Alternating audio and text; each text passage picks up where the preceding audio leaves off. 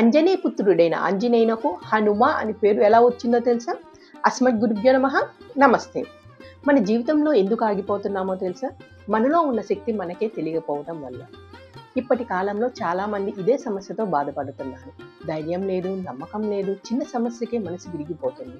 నేను చెయ్యలేను అని ముందే ఓడిపోతున్నారు. కానీ ఒక చిన్న పిల్లవాడు తన శక్తి తెలియక ప్రపంచాన్నే కదిలించాడు. ఒకరోజు చిన్న హనుమంతుడికి చాలా ఆకలి వేసింది. అమ్మ ఇంట్లో లేదు, ఒంటరిగా ఏడుస్తున్నాడు. అదే సమయంలో ఆకాశంలో ఎర్రగా మెరిసే సూర్యుడు కనిపించాడు. చిన్న హనుమంతుడు అమాయకంగా అది ఒక తీయని పండు అనుకున్నాడు. అంతే, ఆలోచించకుండా భయపడకుండా ఒక్కసారిగా ఆకాశంలోకి ఎగిరిపోయాడు. సూటిగా సూర్యుడి వైపు వెళ్ళాడు. అదే సమయంలో సూర్యగ్రహణం కూడా జరుగుతుంది. రాహువు కూడా సూర్యుని మింగటానికి వస్తున్నాడు.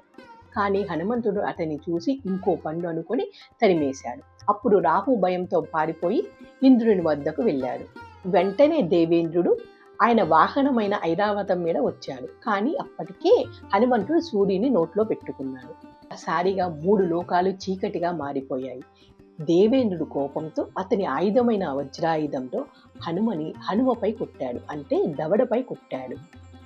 ఆ దెబ్బకి హనుమంతుడు కింద పడిపోయాడు. సూర్యుడు బయటకు వచ్చేశాడు.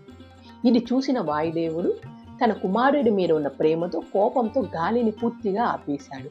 గాలి లేక 3 లోకాలలో ప్రాణాలు ఊపిరి పీల్చుకోలేకపోయాయి. అన్నీ నాశనం అయ్యే స్థితికి చేరుకున్నాయి. అప్పుడు దేవతలంతా కలిసి బ్రహ్మదేవుని వద్దకు వెళ్ళారు. బ్రహ్మ వచ్చి హనుమంతుడికి మళ్ళీ ప్రాణం పోశాడు.